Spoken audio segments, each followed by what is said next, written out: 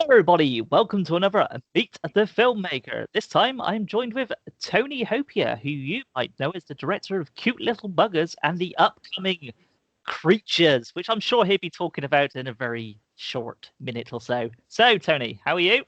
Hello, good afternoon. Good, thank you. It's a beautiful sunny day here, so the sun always makes everybody a little shine that little bit more brighter. So all good on this side of things. I'll just take you up on that. No, I prefer it when it's rainy and it's windy. That's me personally, but There's time. I always say when it's raining, it's good for the flowers, and so I'm not that bothered. But it's nice when the sun shines. yes, it's when it gets, well, for me anyway, it's when it gets too hot. I mean, as I'll say to people, when it's winter time, you can turn the heating on, you can put on clothes. In the summer, you can only take off so many clothes before somebody complains. That's very true. That's very true. But then I do have a little bit of northern Chilean blood in me, and the Atacama Desert clearly must have left an imprint in me because I tend to go out for 5 minutes and I get a suntan. I'm not complaining. I'm Yeah. just saying. But then obviously everything below down the neck is white. Yes, it does look a little odd when you take your t-shirt off. I would not do that, of course. Okay, so of course, obviously introduce you. So to start with the first question, which is, how did you first get into filmmaking? Well, I started when I was 9 years old. When I arrived in the UK, and I went to see a film called Airport 75. And it left such an amazing impression on me. And then followed by a film called Damnation Alley, which I don't know if you know, Yeah, but yeah. it was two films that just sold it to me. And seeing people's reactions, not only my own, my parent, my father, it just kind of said, that's what I want to do. So really from that early age, I knew I was driven towards doing that. And so all my life, I've been, along with my father helping me too. And of course, my brother as well, and my eldest son, we're all a family of filmmakers. So really, I started seriously making movies when he bought me a fantastic 8mm camera when I was about 12. Along with all the editing packages and so on. And I spent my time, and he painted his van, his transit van, as the A-team van.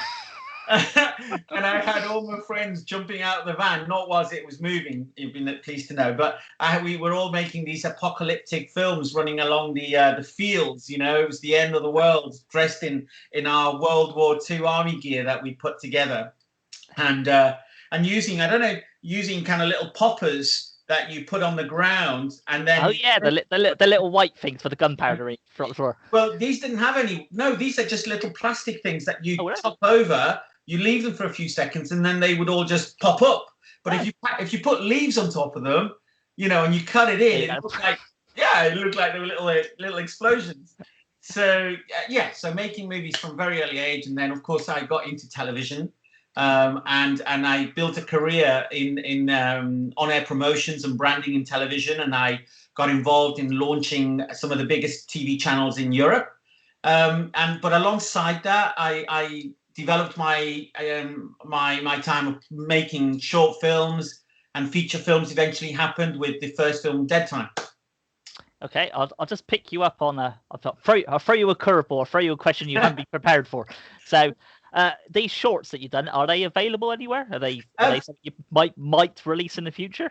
Yeah, I'm sure a couple of them are available on YouTube somewhere on the lines. I know we made a movie called Zombie Harvest, which made it to a nice compilation, a zombie compilation video that was a DVD that was released. Excuse me, and a lot of the films were all a learning curve, really, to be honest. I mean, Yeah. they all, I think, got better and better until we started making feature films. And then really we put all our energy into feature films and TV pilots. Yeah. And but the short films, we are going to be releasing some of our short films. But I do think that if you dig deep enough into YouTube or in the internet, you might just cheekily find the odd one or two. I know that one called Warped that we made. We won a few awards with, and we did it, and we won a funding award from Screen West Midlands, and so we made that, and it was a wonderful experience because the first time we actually had some serious money to make a film. usually the money that we got to make that film, which you have to comply with, all the above board rules, paying people the right kind of money, which of course when you haven't got any money you can't do that, but when you have to. And it was a wonderful experience because really we had 5 days to shoot a 10-minute film when we were shooting feature films in 5 days. You know what I mean? So, but I know you can find that, and it's called Warped, and we were very proud of that, and that won a few awards, and so that kind of helped us get funding for other projects. Well, I guess that kind of leads into the next question, which was, what was your first film project? So I guess we'll change it to slightly to what was your first short film and what was your first feature film then? Crikey. Well, my first short film was one I made when I was at Sky. I was a producer director at Sky, and I made this film about relationships. It had nothing to do with horror, although horror is something that's a big part of my career.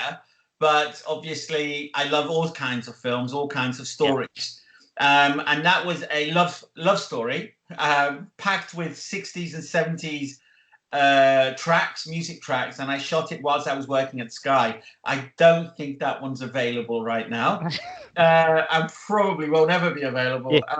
You've buried that one from your career. Yeah, I mean, it was like a learning curve. This is what these things are all about. That's why you have to do them. And then, of course, the first feature film we made was one called Dead Time, which we made in Birmingham. We had literally £6,000, and we shot it in 21 days in an old educational centre and the post office. And we wrote the script around what we had, and we managed to get some great people on board, local sort of Brummies at the time. We were based in Birmingham, and so we spent 21 days working with some super people who gave so much. It was winter, and at the top of the location there was the most amazing room that had no roof, and it was snowing and raining. I mean, it looked great on camera, but we were absolutely freezing our bits off. And also we didn't have anywhere to sleep because we worked almost through.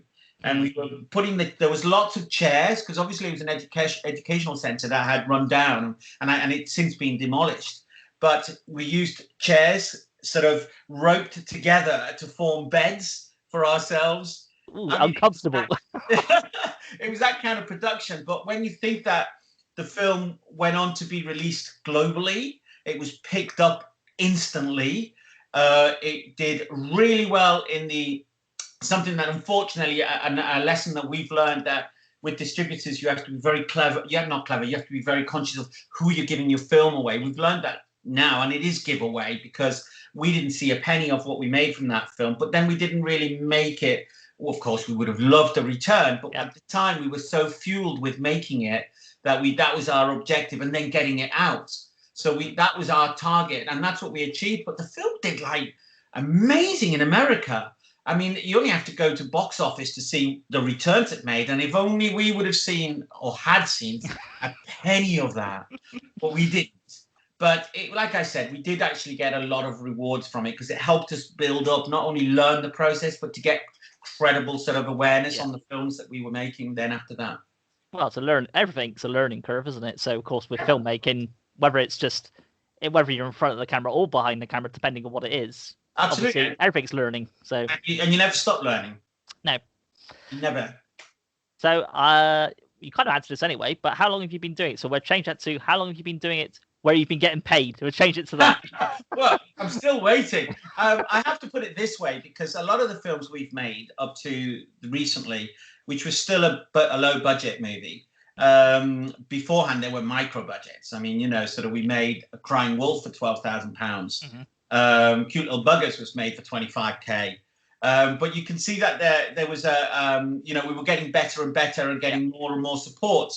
So that really, from that point of view, I've been fortunate to have a very sort of healthy career in television as a creative director. And as I mentioned earlier, I've worked with some of the biggest channels. And that allowed me to have a day job as such. So I was always fitting the feature films around my day job. And that's why really I didn't get paid a single penny for any of the films that I made. So that really, to be fair, because I was fortunate enough to be earning a salary already, So for me, they were a labor of love. They were like something to really, really push myself to, and everybody else involved. So all of that really happened from Dead Time, around 2009. So, and then that then led to Crying Wolf, which we made, and that got picked up like that. And the thing is, we never had enough money to get top end, high end visual effects. We had to do what we could, borrow from people, steal from people, not in a horrible way, by the way. That's more of a saying. Disclaimer. Well, you've got to be so careful now, how words you say, because everybody takes everything so literally. So I just want to put that out there. So really, we had a lot of favors that we pulled from people who were immensely sort of generous. And so then Cute Little Buggers came. I built up a really nice relationship with a guy called Chris Dane, who is an actor and also at the time was sort of really, really getting it together with me in terms of building up some credibility with our projects. And that helped us through his connections to then get Cute Little Buggers. And again, more favors pulled. But we shot that in a village, in a tiny little village. Everything was shot in local villages where we live because, again, we were getting the locations for nothing. Yeah. So not always nothing, but we were getting them to be able to work with them without too many restrictions. So we were able to achieve what we did with very little. And then that led to then getting that film completed and again out there. Allowed us to get a film called Apocalypse, which became Dawning of the Dead. Yeah. And then that had a bigger budget. But of course, the minute you have a budget, you then have to start paying people. Yes. And really, when you look at what you have, you actually think, oh my God, I really wished I was doing this for nothing now, because it doesn't go very far. And one of the things I suppose that is slightly problematic is that we're so ambitious with my brother. We always come up with ideas that really need about 20 million behind them. But we try and make them for 20 grand, and we're great. We're super excited when we're leading up to it, and then when we're making it, we think, okay, maybe we should have just got rid of about 70% of the cast, and we might have just had a better chance. But we always soldier on, and we always do the best we can. And then that led us to get our latest film, Creatures. To be made. So I don't know. Does that answer your question? That's answer your question. I'll pick you up on Cute Little Buggers because, of course, Carolyn Monroe features in that. How did you get her involved? Well, Carolyn Monroe has also featured in Cute Little Buggers. In Crying Wolf. Yeah. And so a good friend of mine, Gary Martin, who was a great 80s star. He was in Slaughter High. Slaughter High. Yeah. And he made quite a few of the 80s classics. He was a big West End singing star before that. So he got to know a lot of great people. And one of the people he knew very well was Caroline. And if you don't know me, I'm one of those people that just, look, let's ask. The worst they'll say is no. So, and she is such a brilliant lady. I mean, if you've never ever met her, go to meet her at these kind of what do you call them? The conventions. Conventions. Yeah, I've met her a couple of times, and it was like a 3-year gap between them. And the second time I came up, so she goes, "I've met you before," and I thought, bloody hell, that's a good memory with the amount of people that you meet. She was so generous. Do you know what I mean? She was so supportive, and not. I mean, for example, when we did Dead Time, I asked Leslie Grantham from EastEnders. All right, yeah. If he would give me a few hours, and he again was brilliant. So there are people out there that if you make the approach politely and with a good kind of approach of what you want to do with them, how long, what the aim of the project is, so that you treat it professionally, they do actually listen. I'm not saying everyone will give you the time, but it's worth a shot. So we gave her a call and we tried to explain what we wanted to do, and she came along. And on both occasions, she said she loved working with us so much on the first film that she was happy to help us on the next one. And she turned up and did the job brilliantly. So I always speak highly of her because she didn't have to do it, but she was just so brilliant. Well, I guess we'll kind of lead that on because you've answered the what have you been worked on. So I guess we'll ask you what are you currently working on, which you briefly mentioned. So I'll let you mention a bit more of that. And is Caroline Munro involved in that one? Well, no, sadly, we couldn't get Caroline on this one. So, I mean, we had a bigger budget, but it was still a low budget production. So we did the best we could to get the talent that we did get were superb. I mean, we went through a lot of auditions, and really, I think the bunch that we picked absolutely delivered.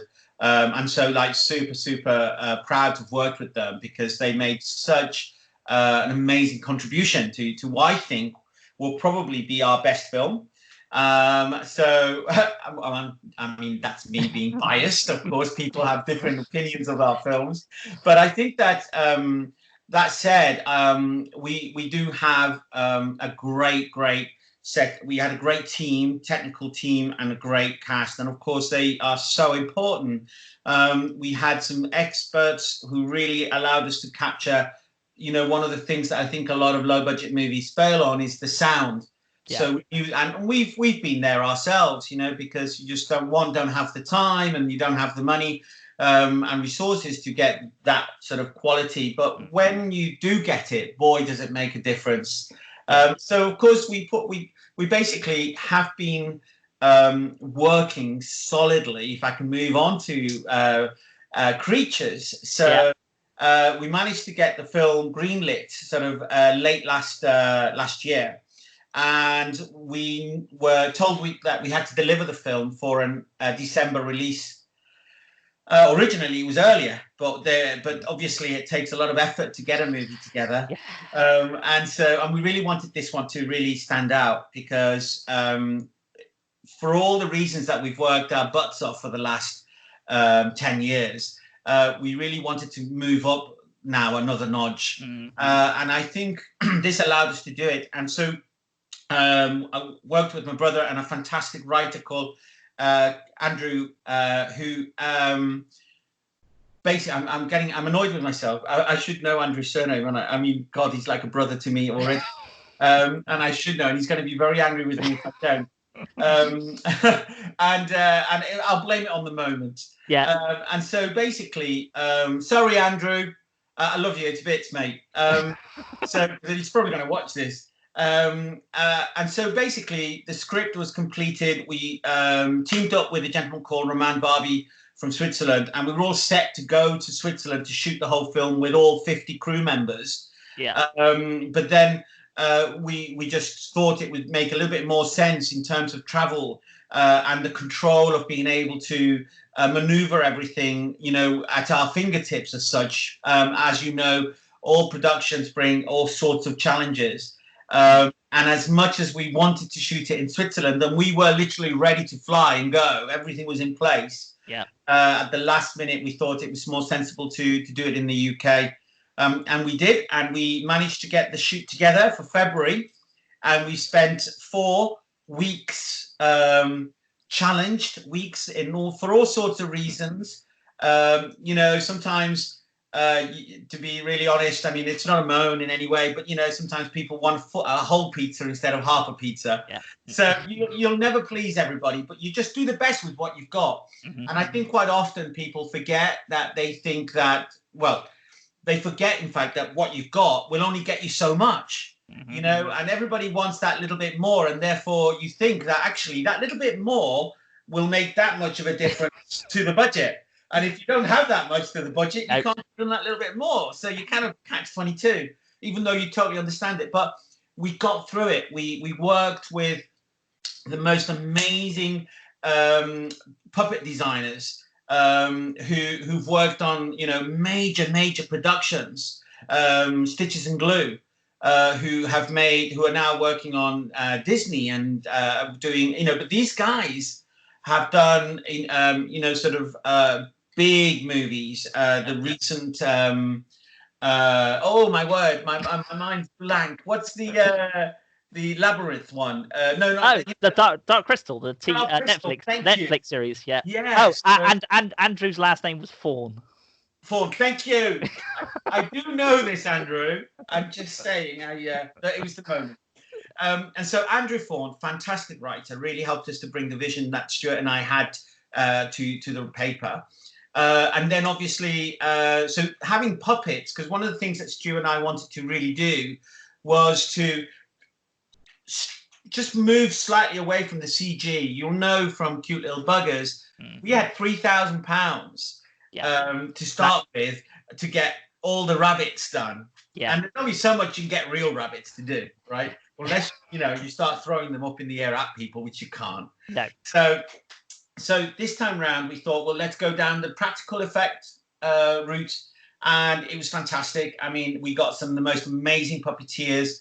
And so in the end, we actually did pretty much 80% of all the aliens as puppets. And of course, we're enhancing those with CG. So it's the other way around, really. And that led to working also with a gentleman who's, behind a massively, I can't say, unfortunately, his details, but the point is that he's worked on some of the biggest Hollywood blockbusters who designed as our aliens. And so we had a fantastic kind of involvement, just like the birth of the project was just amazing. If people look at the posters, because there's been 2 released so far, so like teaser poster, and one of them you can just see an eye and just maybe just a little bit of mouth. Well, that's Mumpy. So the film, the story, shall I tell you briefly about what the story is? Or I mean, the story is very much a throw to those classic creature features from the 80s. You can tell Stuart and I love these films. So this particular film has a group of students from Oxford University on a field trip to watch a meteor shower.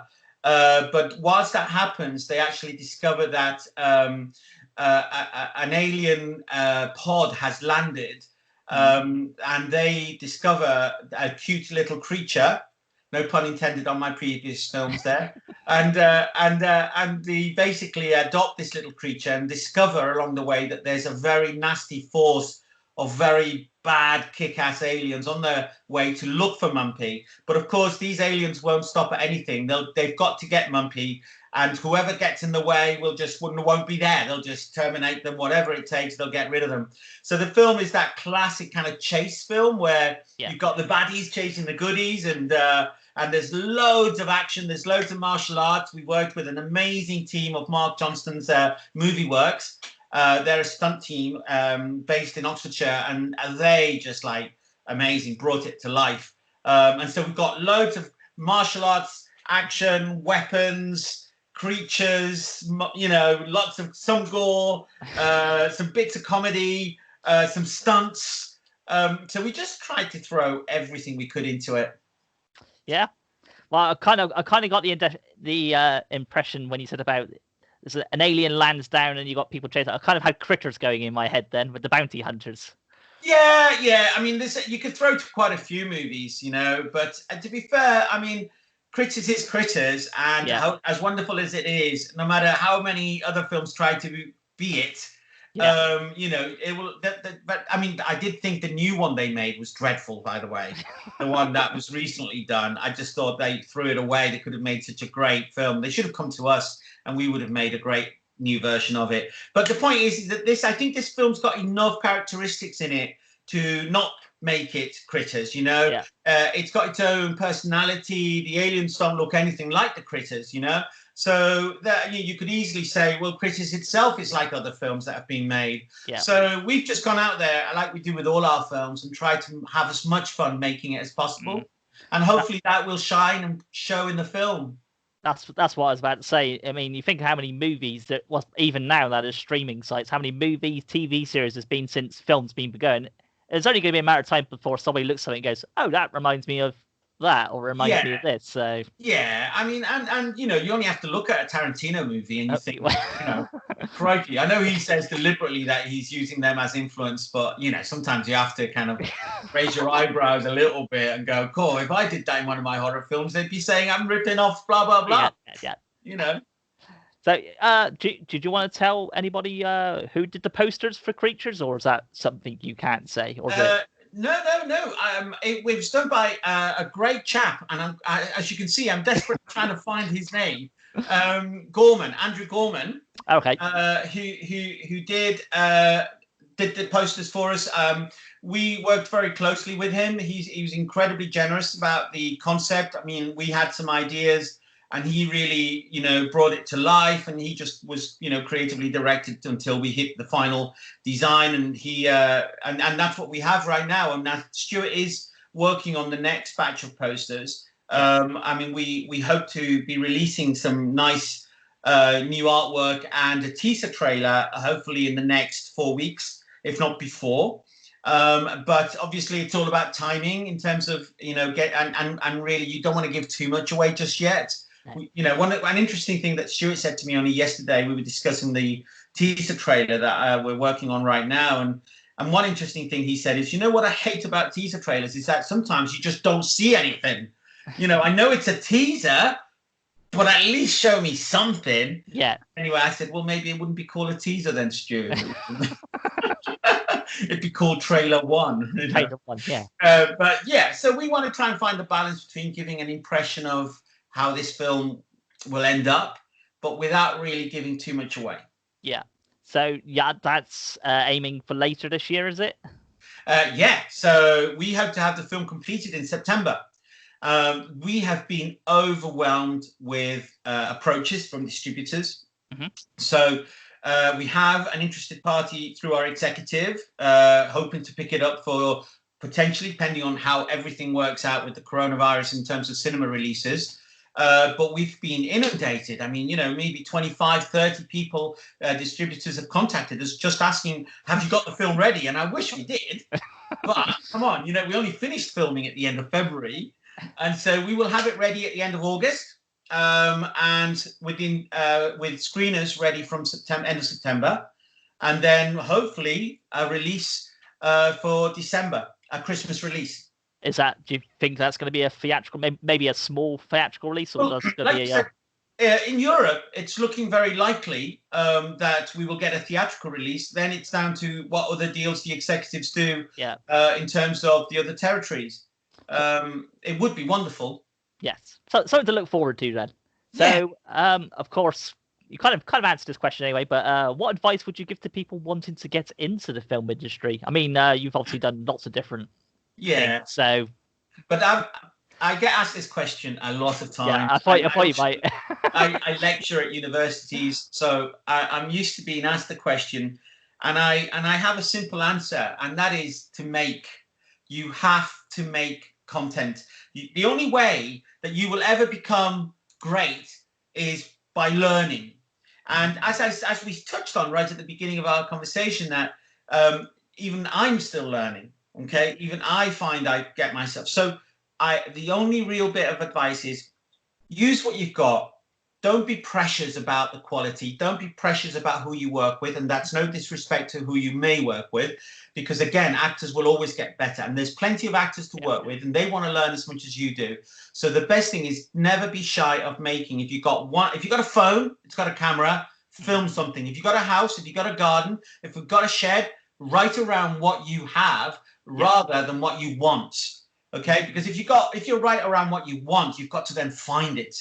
But if you write around what you got, whatever it is, if you've got a friend who does visual effects, if you've got an editor friend, or if you've got a friend with a camera or an actor or a dancer, sit down with them, open a bottle and say, let's make something this weekend. Even if you've only got an hour to do it in, do it. Because I can promise you, the more you make, the better you will get. And that's the best bit of advice I can give. Well, I've always said to people, obviously, I like Hollywood blockbuster things, but my thing has always been the independent scene, because if you look at the independent scene, like you just said, if you go, oh, we're going to make this film for X amount of money, but you got a big idea, you got to try and work away how you're going to get that big idea into that small of a budget, and people come up with some really ingenious ideas to do stuff. So.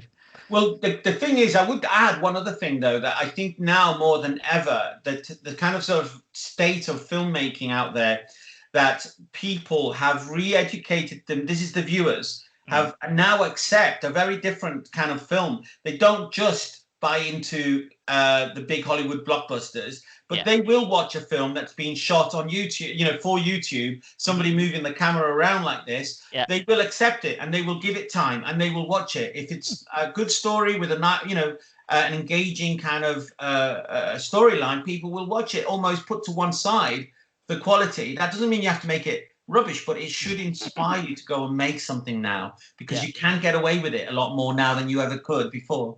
Yeah. And your last question is, well, kind of a question. Promote yourself, your website, if you've got a YouTube channel, podcast, whatever you want to promote, go away with it. Well, to be fair, I mean, we've got Jopia Productions, okay? And that's jopiaproductions.com. And we're a production company. So not only do we make movies, but we obviously, we make commercials, social media campaigns. We're editors, we're creatives, we're filmmakers. So we love filmmaking. We're working on some fantastic projects, including Creatures 2, 3, and 4, and 5.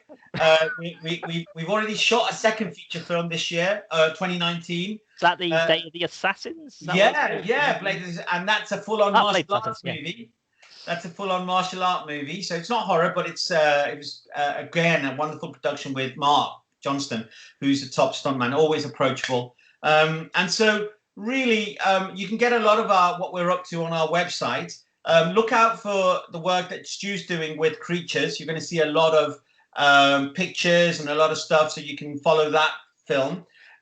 Look out for we're going to be doing a lot more news on our website and social media as well. You can find me on Facebook, Tony Jopia, and we'll be putting up a lot more. And also Creatures is available on there, as well as all the films that we've made, such as Crying Wolf and Cute Little Buggers and Dawning of the Dead. So we tend to share all the news across all those channels. So just look out, and really, without sounding vague, you can always just Google us, Tony Jopia, Tony Copia, and Stuart Copia, and Alex Copia, and as well, Roman Barbie, who's our executive as well. So we're a team. We are moving in the right direction. So jopiaproductions.com. If any of you are looking for, you did say to promote ourselves. So if any of you require a production company of any kind, we make zizzles and we make rip reels and we make commercials. Just go out and check us out and give us a shout. No job is too small or too big. Thank you very much, ladies and gentlemen. Yeah, that was a good bit of promotional work there. It's like you've been practicing in the mirror before you came on. You asked? Yep. No, I'm just used to it. Yeah. Well, thank you very much for your time. Obviously, wish you the best with your projects, and hopefully Creatures goes as well as it does, because there's a lot of sequels in the pipeline, evidently. A lot. Well, we've created a universe, so we haven't just made one film. So in our view, there is 7 films that we would love to make. That's all kicks off with this film. So who knows? Who knows? Who knows? Yeah. Well, thank you very much. I will let you get back to your whatever you're doing. Sunshine. Sunshine. All right. Thank you.